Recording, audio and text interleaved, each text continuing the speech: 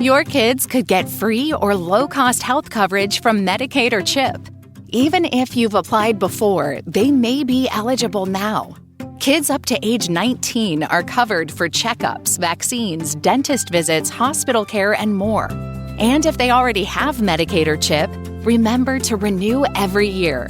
Visit insurekidsnow.gov or call 877-KIDS-NOW. Paid for by the U.S. Department of Health and Human Services.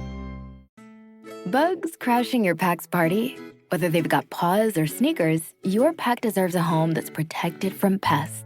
That's where Wondercide comes in. Plant-powered protection made with steam-distilled natural essential oils that actually work. It kills and repels fleas, ticks, mosquitoes, and ants without questionable ingredients or overpowering smells. Safe to use around kids and pets when used as directed. Lab-proven to work fast.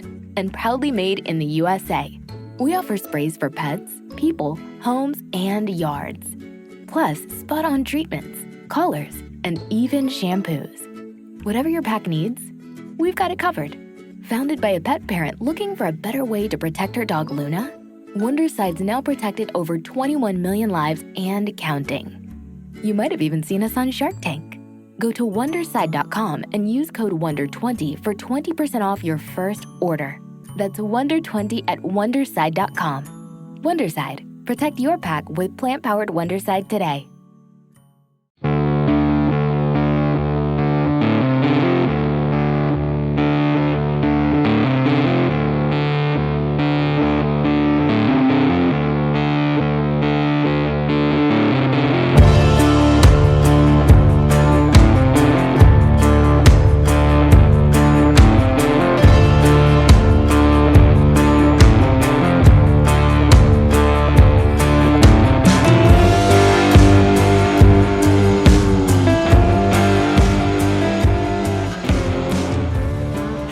And welcome to the Kulturecast. I'm Chris Stachiw, and I'm joined by two of my closest friends, coming to you all the way from Akron, Ohio, Jess Byard. Hello. It feels like we've done this before. And we're also joined by my good friend, the one and only Big Rich from the West Coast, Mr. Richard Hatem. Is the tape running this time, Chris? Yeah, boy. Ooh, I'm never going to live that one down. Just like Richard can't... Never mind. Just like Richard can't live down many things. No. Go ahead and say it, Chris. Go ahead. Just like Richard cannot live down his absolute hatred of Italian people. Hey, whoa. Where did that come from? I made you swear never to say anything. I don't hate all Italian people, just you. Come on, man. Well, fair. To be fair, I deserve it. Because, you know... And your being Italian has very little to do with it. It just has to do with the fact I don't like bad episodes of Kolchak the Night Stalker. Oh, God. Richard feels personally attacked. And so, you know, that's fine. Triggered. So, on this episode of the Kulturecast, we are continuing Sexploitation Spring, a term coined by Jess, with a film that is barely a film. I'm not even sure I would consider it much of anything other than something that we spent all of an hour and 2 minutes watching, 1962's House on Bear Mountain. Hi there, everybody. These are the officers of Olympic International Films, and they've just produced a new kind of horror film, starring my three old friends, Tom, Dick, and Harry. This is the other star of the picture, me. Kindly, white-haired little old Granny Good. In this picture, I run a finishing school for young girls who aren't already finished. Also, I have a little side operation in the basement, the biggest independent still west of Chicago. These are two of my little co-eds. I guess it's just a feeling more than anything else. No one has actually ever seen anything out there. You mean out there in the garden? Yes. Sometimes we feel that there's something out there, whether we see it or not. What kind of something? I don't know what it is. But sometimes we hear things, like there was something out there. And this is what was in the basement. My old friend, Harry. And these are some of my little co-eds on their way to class. This picture's just full of class or something. In this scene, I'm tutoring one of my honor students.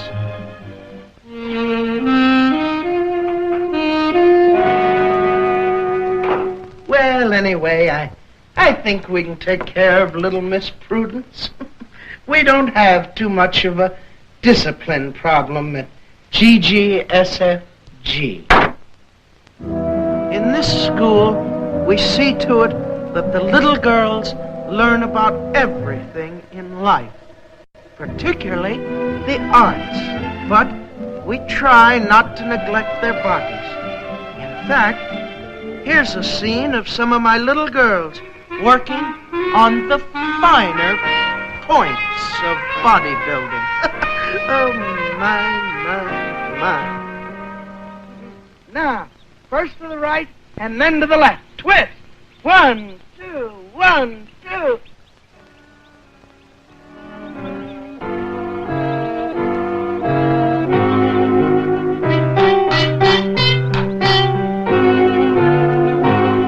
Every exercise we used was scientifically designed to strengthen some portion of the anatomy. We found that jumping rope was excellent for developing the lung capacity.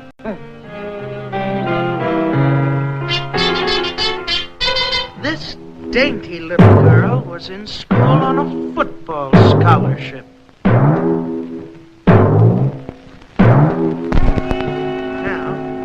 Here are some scenes from a typical Sunday social. I strive to teach the little girls all of the social graces. Sometimes they have a new twist. As you can see, everybody has a real good time at Granny Good's house on Bear Mountain. And you will too when you see it at this theater in a few weeks, if the cops don't get to us first. Of course, if you don't like horror movies or sex, or comedies or sex, or adventure or sex, or Frankenstein or sex, or Dracula, or sex. Bugs crashing your pack's party? Whether they've got paws or sneakers, your pack deserves a home that's protected from pests. That's where Wondercide comes in. Plant-powered protection made with steam-distilled natural essential oils that actually work. It kills and repels fleas, ticks, mosquitoes, and ants without questionable ingredients or overpowering smells. Safe to use around kids and pets when used as directed. Lab-proven to work fast, and proudly made in the USA. We offer sprays for pets, people, homes, and yards. Plus, spot-on treatments, collars, and even shampoos. Whatever your pack needs, we've got it covered. Founded by a pet parent looking for a better way to protect her dog Luna, Wondercide's now protected over 21 million lives and counting. You might have even seen us on Shark Tank. Go to Wondercide.com and use code WONDER20 for 20% off your first order. That's WONDER20 at Wondercide.com. Wondercide. Protect your pack with plant-powered Wondercide today.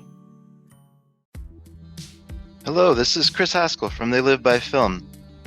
For those that don't know us, Adam, Zach, and I, we built a podcast over the last 2 years that's a combination of film discussion from 3 very different perspectives, as well as industry interviews with the leaders in boutique Blu-ray and 4K community.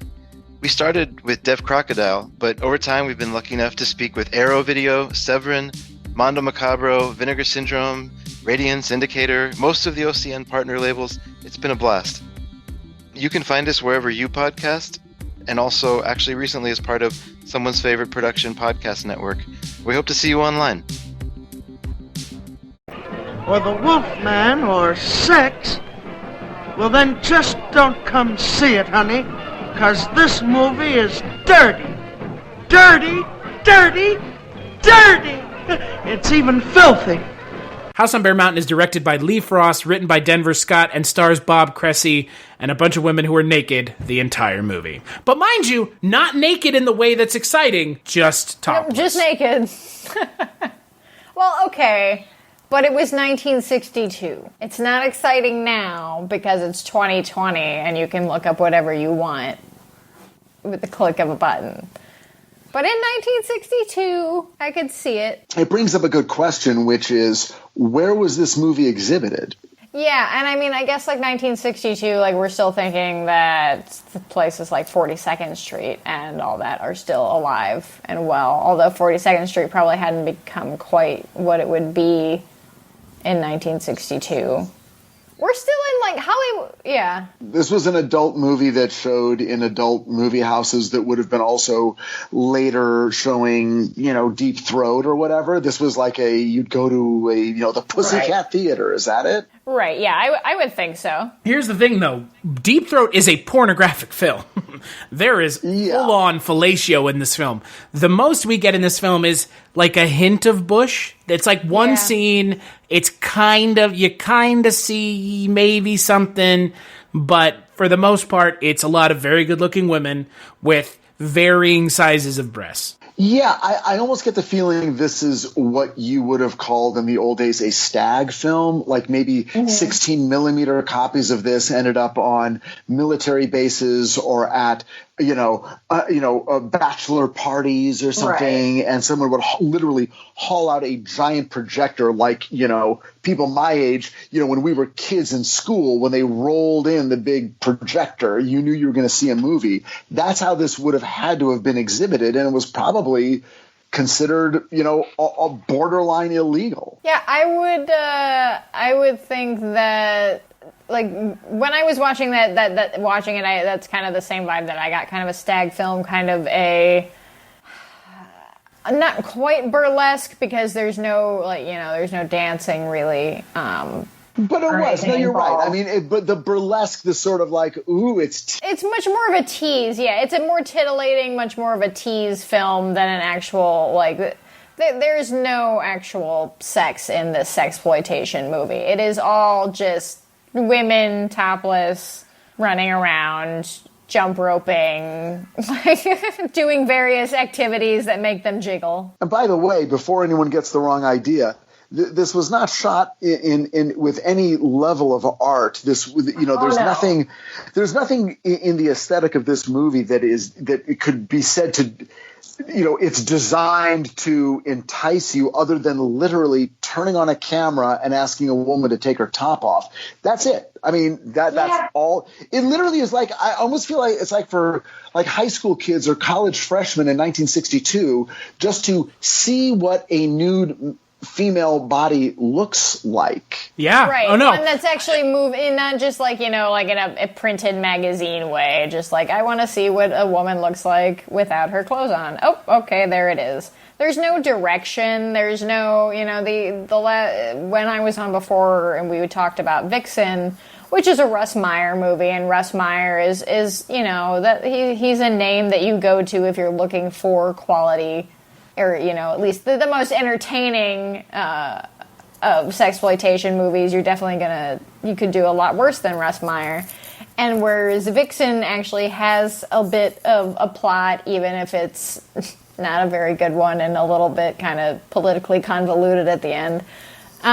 There's some racism in it. There's some semblance of stakes. There's some semblance of character.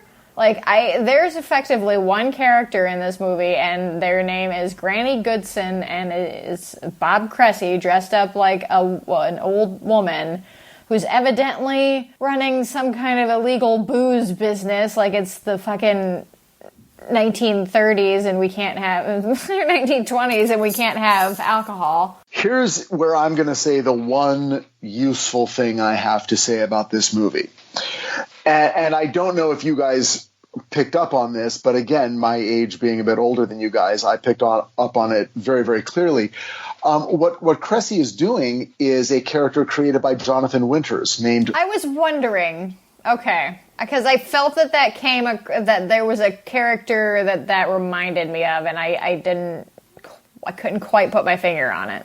In the late 50s, when Jonathan Winters started doing his act and releasing comedy albums, he would do characters, and his most famous character throughout his life ultimately was Maud or Maudie Frickert, who was an old lady who talked like this, and it's very much exactly what Cresse was doing in this movie when he was doing Mrs. Good, Grandma Good. It's that exact voice, and with that exact sort of gray hair bun wig. And his face is kind of a little bit round like Jonathan Winters. And he was sort of picking up on that, which leads me to maybe my only other useful thing to say about this movie, which is it feels like the cinematic equivalent of what used to be called party albums. Mm-hmm. It kind of does. It kind of does in a way, especially towards the end. Right? Yeah. It's kind of like if you saw the Eddie Murphy movie, My Name is Dolomite. Yes. That guy, you know.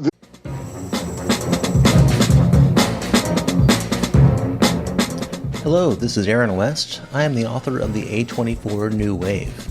In this book, I look at A24's output and I make the argument that we are in a new wave movement right now. A24 plays a major role. This book has a supplemental podcast where each episode is a brief conversation about an A24 related topic, whether an actor, director, or even a genre. As I continue research for the book and conduct interviews, I expect to record podcast episodes with people involved with the company. You can find the podcast at cinejourneys.com or wherever you find podcasts, and we are proud to be members of the Someone's Favorite Productions podcast network. This was during the era, Red Fox did them. These were comedy albums that were sort of risque, kind of adult. And they were called party albums because you'd have a party, like you'd invite people over to your house, you'd all have drinks, and then it's like, okay, we're going to put on the album. It's like watching a movie. You'd put on the album, and it'd be Red Fox or one of, I'm sure there's many, many others. I happen to know of, Red Fox being a part of this movement. But the guy, the Dolomite guy, was one of these comedians. And they would do sort of vaguely risque material, and it was all a big hoot, and everyone would get, drunk and high. And this feels like the movie equivalent of a party album. It's 1 hour long, and it's kind of goofy and kind of funny, and it's a hoot, but it's also sexy. Right. That's a great point. I didn't make that connection at all. I am familiar with the concept of party albums, and that comedians from that era. They actually, I don't know if either of you watch Marvelous Miss Maisel, but they do a kind of bit about her, and because of her material's risque for the time, and she gets, kind of put on this, because they were all kind of independently, a lot of them would be independently printed, some, like no-name comedians would independently print their party albums and then just go put them in local shops, and people would buy them and then, pass them around to their friends.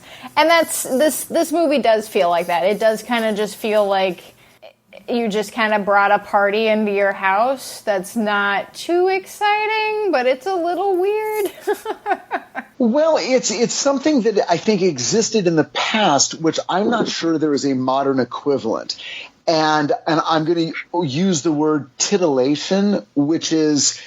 It's something that's supposed to sort of act as a social doorway to the idea of men and women hooking up, right. but a little bit tame and look, I don't think a woman in 1962 watching this movie, I think she'd be horrified, but because it's just nudity. Again, not being an expert on what the culture was then, but there were these things that were just meant to titillate, just sort of get you in the mood, a social lubricant. And I don't, is there an equivalent for that? A visual aphrodisiac. I guess like sexting. like sending pictures, I guess. Well, again, you help me on this one. Sexting, is that like... Richard, we are both married individuals. No one is sexting anyone. I haven't sexted anyone in a very long time, Richard.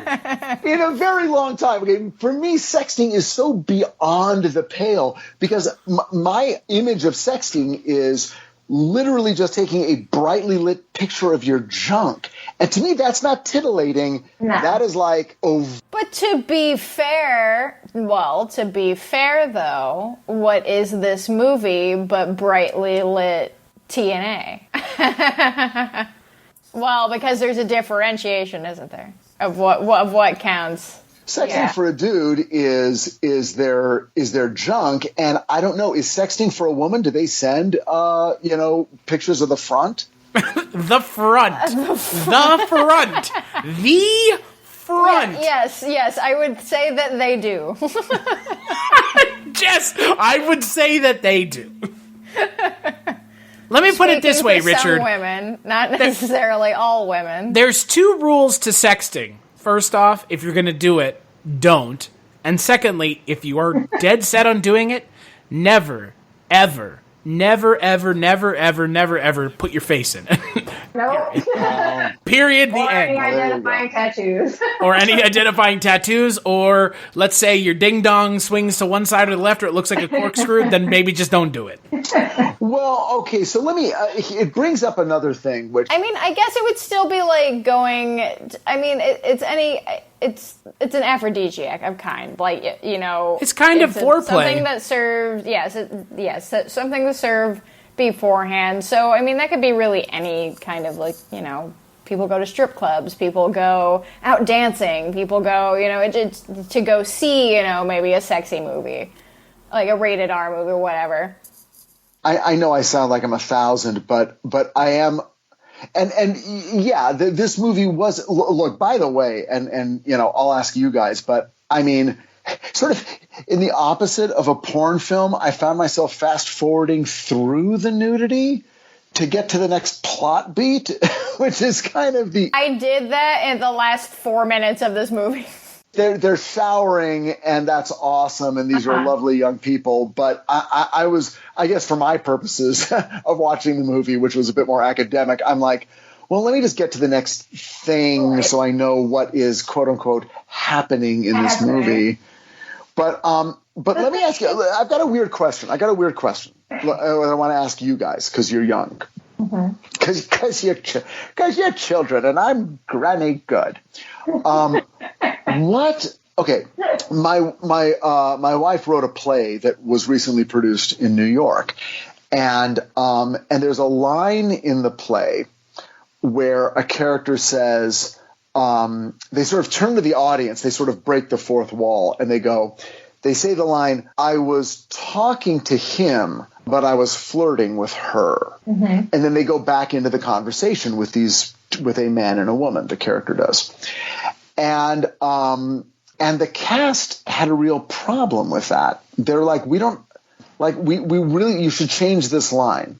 Like, because it's misleading, or it's hard to understand. And they really had a problem with the word flirt, because they're like, well, flirt to them meant, that means you're trying to hook up with someone. Right. And my wife was like, no, that's not actually what flirting means. Flirting means like one step below that, like a notch below that. You're just playing. You're just being social in a vaguely provocative way. It does not mean an overt attempt to fuck someone. It's just sort of like, I'm just sort of tossing something out there. I'm just sort of adding a little champagne to the drink, and and we'll see where it leads. But it's not a like, oh no, that means you want to fuck. And they were like, wait a second, are you saying that this character wants to fuck that woman? Because that's a woman character. So what you're saying is you're defining that character's sexuality and blah, blah, blah, blah. And Susan's like, whoa. I'm just saying flirt. So my question to you guys is, it's sort of that same thing. Is there an equivalent to, what does flirt mean? Is there an equivalent now that just means I'm just sort of being sexy with no meaning to it whatsoever? I'm gonna defer to you first, Jess. These are questions Jess was not prepared to answer. Richard, what's wrong with you? So I've been in a committed relationship for 7 years, but that's besides the point. I think that culture has shifted in that it's just, there's less I think there's fewer people just flirting and having fun, and there's a lot more pressure for people to be together or be hooking up, and there's no real, like, we're just out hanging out, because now everything, especially with how culture is now, where it's really hard to kind of differentiate who is just being flirty and nice and who is flirting with you with dubious intentions. And if you then are rebuffing those intentions, so, I mean, I don't know, like, flirting is still just flirting. Like, to me, I totally get, like, I understand that line. I think that that's a good line. I think that it should be in the play for what it's worth. But I think that now there's just everything is just so particular. Right. And it's all very situational based now. It's from person to person, what that person believes, how they communicate to another person, how that person receives it. It's all very, there is no just casual flirting, I don't think. Well, yeah, I think ambiguity is not considered a good thing. Right, yeah, no. Yeah, maybe right now in the culture, and when I say the culture, I mean the culture of young people, which is all that matters, is well, let's remove ambiguity because that leads to ambiguity problems. leads to blurred lines, yes. which leads to gray areas, which leads to problems. Yes, because which then it's well, you were flirting with me, and then I kissed you, and now you have a problem with it. But you were flirting with me, so I don't understand why you have a problem with it. It is unfortunate because we've crossed lines that we can't cross back over, because now everyone everywhere is kind of like has some type of guard up. Yeah, well, that's everybody's true. worried about saying the wrong thing and then being canceled. I mean, it's just like, it's everyone is on an eggshell now at this point. But it's also, I'm sorry. Also, in that respect, I mean, I think there's also a lot of, in our generations and younger generations, like, look, we're busy. We don't have time for this, like, bullshit. Like, do you want to date or do you not want to date? Because if you don't want to date, fine, bye. Like, I don't have time for this. You don't have time for this. Like, there's none of this just casually dating forever, and then we're dating other people. I think people's lives now are it's casual dating. I don't think is really much of a thing for a myriad of reasons. I think partly, economic wise, people our generation are typically brokers, so we're not going out and just casually taking people to dinner and casually buying people drinks and things like that. We're not, there's a lot that in the 70s there were there were STDs, but not like now. There was, yes, obviously there was rape, there's attacks and assaults and everything in the 70s for sure. And, that didn't get talked about, but now it's stuff that gets talked about. And it's the idea of blurred lines and gray areas and ambiguity isn't necessary, and mysteriousness isn't sexy anymore. Now it's just a red flag. I'm just sick and tired of these. You know what? I like how you put that, though. I think that is very succinct. That is correct. You want my answer, Richard? Yeah, I was going to come to you. Yeah. What is it? The way I look at it is, coming at it from the other side of the coin, I think I agree pretty much with Jess. I mean, look, ultimately at the end of the day, if someone is making comments and advances on you and you make them back and they don't see a problem with it, that's flirting, right? I mean, if there's a mutual interest, Right. If it's just one person being a fucking creep, you're just being a creep and knock it off. But if it's two people actively, playfully engaging in flirty banter, maybe establish some, like, is this going somewhere? Like, in my mind, look, like, I've always been the kind of person who says, don't be afraid to just ask. Like, do you see this going somewhere? Where do you see this going? Like, because as far as I'm concerned, it doesn't absolve you of everything, because that's not the point, but it starts getting the dialogue more open as opposed to everybody being coy.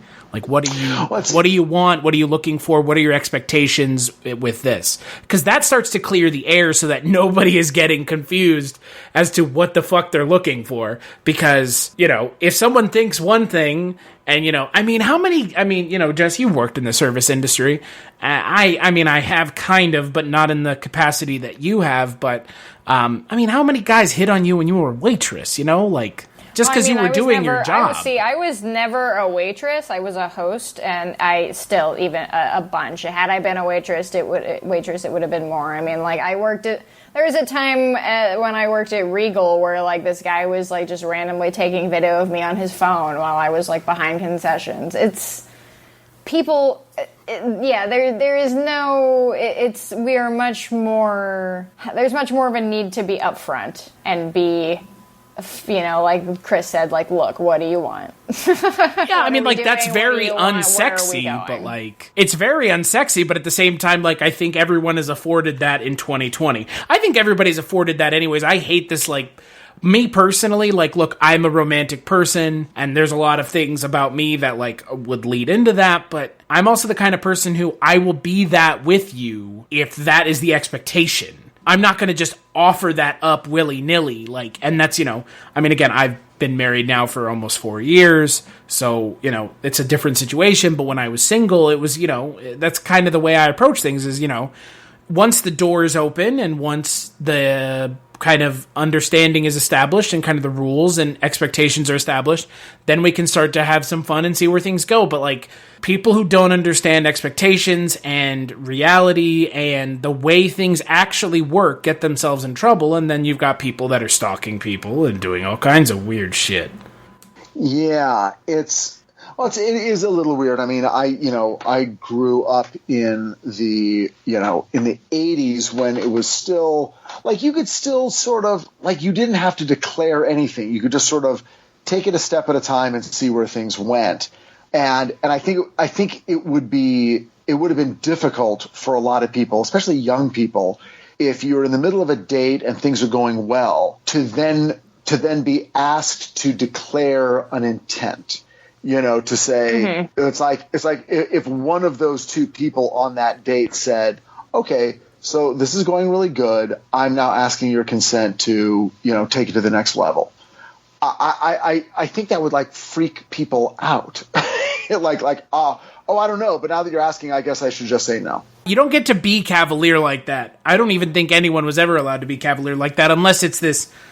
Is the idea of free love, is that a myth? Tell us, grandfather. What do you mean free love? Maybe I should define the my 60s? terms. The 70s were the time of free love, right? That's what everybody always says. Defined by who? Dudes who want to get laid? I think that's more the idea of sexual revolution.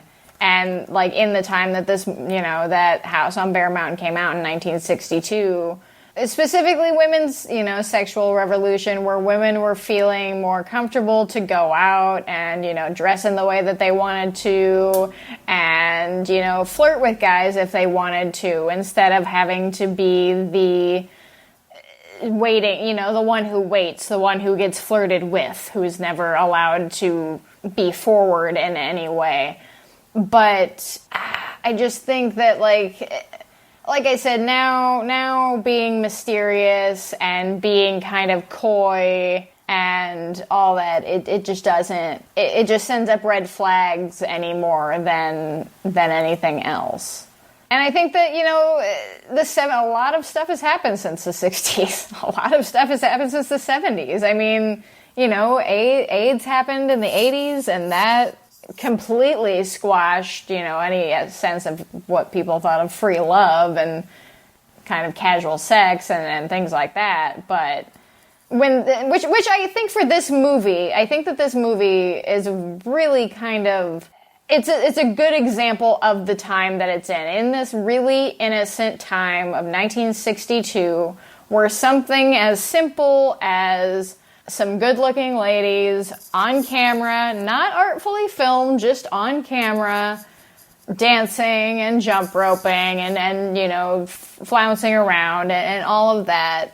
And that was fine. And that's what the people wanted to see, who were going to see movies like this. That's what people who are making these movies, wanted to make. And there wasn't, it is I think it is very much a time capsule and a very much more, I can't say innocent time, I guess, just, I don't want to say less enlightened either, because that makes it seem, lesser than it is. It's just different. It's just a different time. There's a lot less baggage in 1962 versus 2020, especially baggage of, the Me Too culture and baggage of rape culture and baggage of everything that we've been talking about on this podcast and just how things have changed over the years. It's hard to look at movies that are, sexploitation without the lens that we have now, just because we're so saturated in it. I mean, you go online and you're saturated in discussions like the ones we're having right now. Like, they're everywhere. Everybody has an opinion. Everyone's talking about it all the time. But that wasn't happening then, and I don't know. Like, this movie is not a movie. There's no plot. It's basically just Granny Goodson has this school of basically bad girls. It's a reform school where people send their daughters to get better, I guess, and then Granny Goodson's running some kind of illegal booze operation, and that's about it. That's essentially what happens. And then every other scene is just women dancing topless. Well, yeah, and there's no other way actually to look at this movie other than what niche was it filling? Like, this movie doesn't get made without Cresse or whoever going, all right, we're going to make this. It's going to be a 1-hour film. That's what it has to be to get this particular distribution in these particular markets that'll get us our money back. And making these movies that are a little bit funny, it is the thing right now. Like there's no, I mean, any movie is made with all of those considerations. Take your most favorite movie that feels like just a pure expression of art. And if you go back in the process, there were many, many, many conversations about money, because there have to be, because it costs money. So they had to be sure that this was a product that was going to a place. And so now the question is, now that we know that was the main consideration on the part of the filmmakers, what was that product? And the product was, college guys need to know what naked girls look like, and they'll pay money to find out. And then they'll come away from it not feeling terrible about themselves, because there's nothing ugly about this film. No, and that's where we talked a bit off mic. That's where sexploitation, at least the stuff that I've watched for this podcast, seems to differ from the other exploitation subgenres, like Nazi-sploitation or nunsploitation or, the rape revenge films, any of that. There's always something really dubious or nefarious or awful that happens to people in the exploitation movies. The thing that ruins them and causes them trauma that they have to then rise up out of. There's none of that in these movies. There's no conflict in these movies, which makes them not movies for all, at a bare structure story aspect. There's no character, there's no conflict, that's not a story. The other thing about this is, can you imagine telling someone in 62 that 10 years later you'd be watching a film with deep throat fellatio and you'd be able to probably go to the same cinema that was showing this to watch that? Right. Well, hey, but you know what? Look, Herschel Gordon Lewis is making this, movies at the exact same time as this movie came out, and they are much more grotesque and honestly more, the nudity in this movie, House on Bear Mountain, yes, you are seeing TNA, and so that gives your automatic rating, I guess. But it's like you said, there's nothing even particular, like there's nothing lewd, there's nothing crass about what's happening. They're just dancing or jump roping or whatever. There's no, they're not making out. The most lewd thing is that you see them in the shower and that they're taking showers. But it's even still, they're not washing each other. There's nothing like that happening. It's just them naked. It's like, it's like somebody said, it's kind of like, I guess this is more of like a voyeur thing. where it's like you're just watching an everyday life situation, sort of, but with nudity? It's a voyeur thing, and it's a sexual politics thing. Look, I mean, you know there's been 10,000 papers written in universities about this genre of movie, I'm sure. So this is not new, but the very fact that the lead is a man dressed as a woman, and an old woman, the sort of desexualizing of that character, yet at the same time he is sort of semi-titillated by the presence of these women. So it's sort of like, oh, is he exploiting these women? He's a man dressed as a woman to trick them into taking their clothes off. But at the same time, the laughs all come from him, basically the equivalent of him stepping in dog poop. It's him jumping a rope and falling down and getting sprayed with dust from that weird cone-shaped communication device. It's all him, you know, and then the booze, the bootlegging operation gets totally, you know, undone. And it's like, okay, you know, there's comedy, there's weird sexual politics, there are monsters. You know, a smarter person than me is going to have to, you know, parse all this. There's jokes about unions and you know, film unions and stuff, and the werewolf union, which you know is an inside joke. It's just, I mean, it's fascinating in a way, but nowadays it's fascinating for everything but what it was meant to be fascinating for in the time that it was made. Right. Yeah, because now, I mean, no one is watching this, and I mean, I can't say no one, but... You know what? So here's the funny thing. Nicholas Winding Refn produced the restoration of this film in 2017. That's fantastic. You know what that is? That is a up-his-own-ass filmmaker continuing to be up his own ass. I'm restoring this film from 62. You've never heard of it, I swear. It's called House on Bear Mountain. It's a nudie cutie. Hey, you know what? So I watch... So there's... to kind of... So there's a movie that I have that was sent to me just for press, whatever. And it is a movie that is called Bat Pussy. And it is the first porn parody. I can't remember exactly what year it came out, but it is effectively the first porn parody, and it's, as you would think, Batman. It was made to kind of be a joke at the 1960s Batman television show at the time. And it's absolutely, like, it is more of a porn movie than this movie is, because there is attempts at sex. Essentially, the plot of it is that it's not Batman, it is Batgirl, I guess, but Batgirl is brought in to help this poor married couple who they just aren't having sex, so she comes in to basically have sex with both of them, to bring them together. But nothing really, like, there's never actual sex that happens. It's all very weird because it's the early 60s, and you can kind of tell that they don't know exactly what they're, you know, okay with doing. But this movie, you know, House on Bear Mountain, for as much of a not movie as it is, as much of, like, it does feel like it's a script of kind of inside jokes and kind of inside politics and inside, you know, feelings about the industry. And that doesn't make a very good movie for outside viewers. It doesn't make a good movie for just audiences at large. But this movie, compared to, like, something like Bat Pussy, at least this has some kind of charm to it.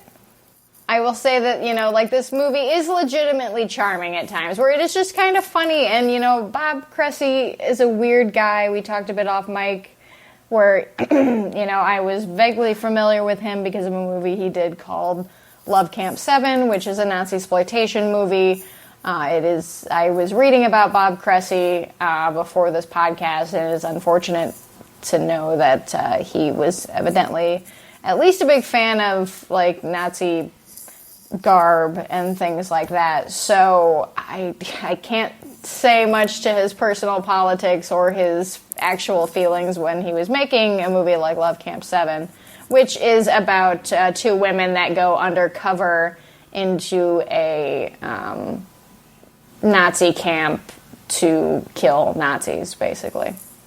But I don't know, just going from this movie and seeing Bob Cresse dressed up as, like, you know, that kind of Granny Goodson, that old school type character, and then just thinking about the Nazi exploitation and Love Camp 7, I don't know, he's an interesting guy, and I don't know if you guys read about him, but evidently what did him in and did his career in officially was that one day he was walking his dog down the street and he saw two men beating the hell out of some lady, and he yelled at them to stop, and one of the men said that he was a police officer and pulled out a gun and shot Bob in the stomach and shot his dog dead.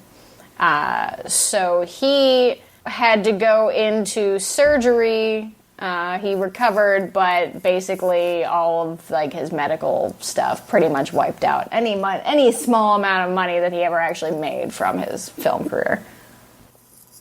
Well, that's depressing. Right? Womp womp. Womp womp to the Nazi memorabilia lover.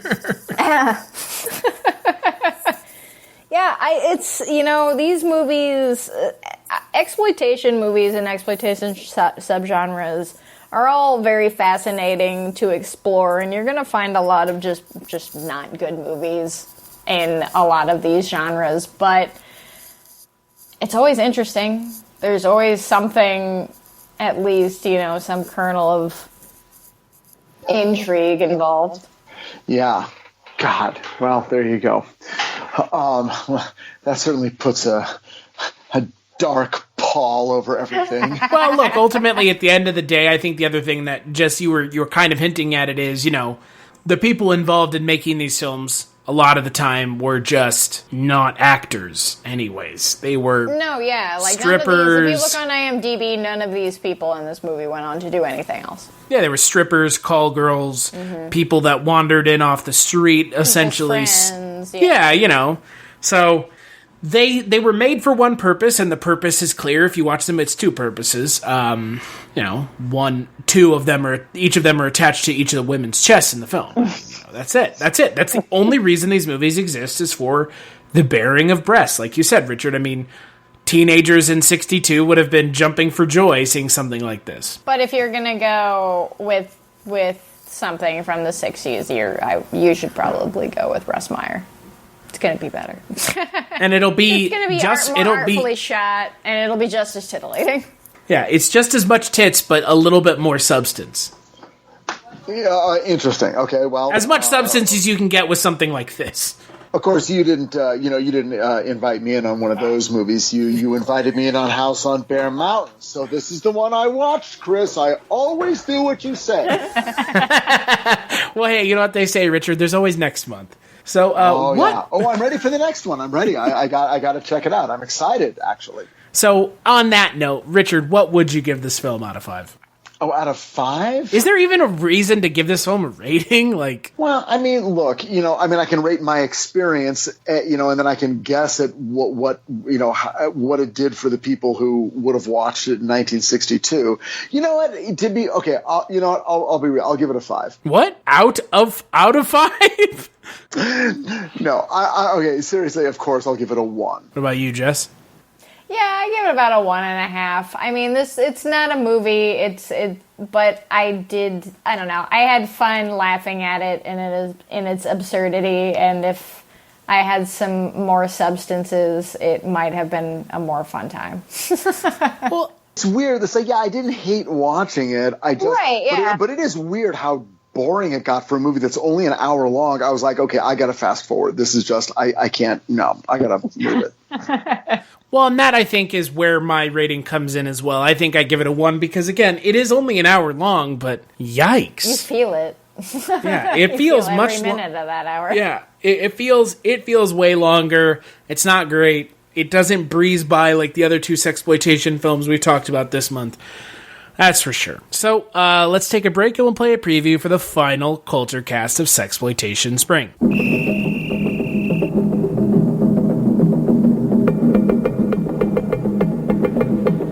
That night, I wandered around Times Square, wondering whether I should go through with it. If I hadn't been high in grass, I probably would have said to hell with it.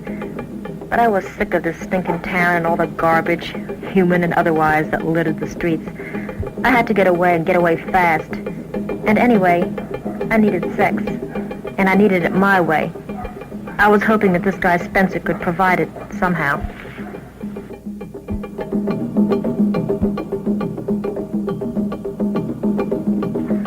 I didn't know then that I was heading for a cesspool far worse than anything I'd known.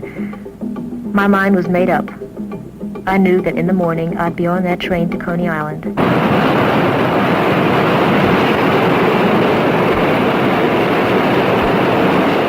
That's right, on the final episode of the Kulturecast for Sexploitation Spring, we're going to be taking a look at The Ultimate Degenerate. Yeah, okay. I've no idea. I don't know what to expect anymore. I know nothing about that movie. I don't know what to expect anymore with any of this stuff. So, there you go. Until then, where can people find you, Richard? They can find me on Twitter at Richard Hatem. What about you, Jess? You can also find me on Twitter at writer Jess Byard, and I've had to think about what podcast I was on before I started plugging other podcasts. You can find me on the Kulturecast. What?